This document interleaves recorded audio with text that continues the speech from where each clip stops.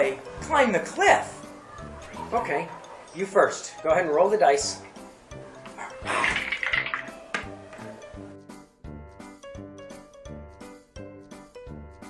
What are you doing? I'm rolling the dice. Those aren't dice. You can't, well, they are dice, but you can't play this game with those dice. In life, you must have the right dice for the right game.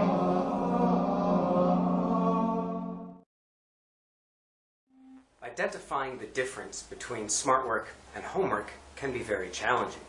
For example, after reading Chapter 1 in class, students are asked to summarize Chapter 1. Is that smart work or homework? Now, before we answer that question, let's review the 4 principles of smart work. The first principle of smart work is to foster learning and curiosity. Kids are naturally curious and they have an inclination to learn in general.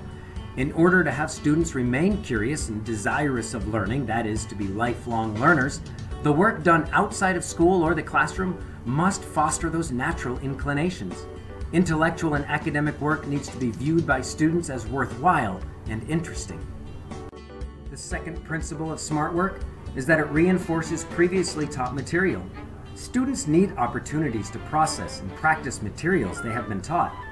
And SAMI work should be family-based, fun, and communicative between the school and home. The third principle of smart work is to inspire initiative and creativity. The work should allow students to be creative and innovative. Kids should regularly connect academics with real life. They should consistently be identifying problems and finding solutions. Because creativity is the foundation of critical thinking, students' work outside of the classroom needs to allow for their ingenuity and imagination. The fourth principle of smart work is to prepare for a future task or content. Often, an independent work assignment is intended to prepare students for a coming lesson. This can be as simple as bringing in materials or reading a short selection. Preparing could also be the initial view of new content, a way to elicit questions or inspire inquiry. Let's look at the example that we saw earlier. Summarize Chapter 1. Is it smart work or is it homework? Let's find out. First, is it strategic? Well, kind of. So I'm going to give it a kind of a squiggly check mark. So the question I would ask is, what is the purpose of summarizing Chapter 1? So let's assume the teacher says, well, it's to ensure that all kids know the plot. Okay, so in that case, I would say that it is strategic. All right. Is it meaningful? Does it connect the student with the content? That's a connection. Is it autonomous? Can the students do it on their own? Is it relevant? Now this is where we have a problem. Does this connect directly to the students' lives? Well, that's a tough one. No. But is it differentiated? Are all kids getting the same work? Let me explain.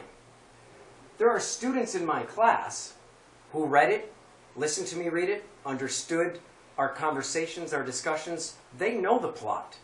So this, then, is not relevant to them at all. Now, there are other students who are a little confused, and for them, this work to be done at home would be very smart. But overall, as an assignment, it is not relevant. Because for many kids, that will be busy work. It'll be redundant. They already know it. Next, is it thinking work? Does it inspire some form of critical thinking? No, because again, for summarizing, for some of our students, that's a really easy task. Now, for others, that will be a good thinking work. But overall, that is not a good assignment. So, is this homework or is it smart work? It is homework.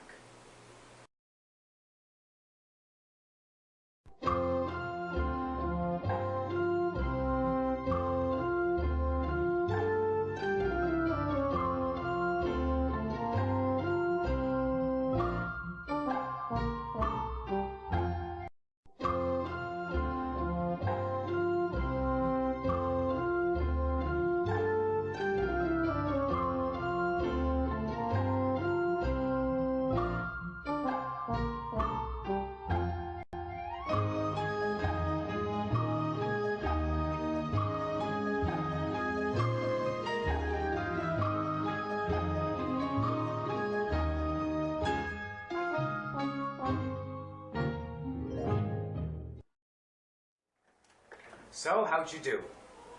Great. Remember, you can't play school with the wrong dice.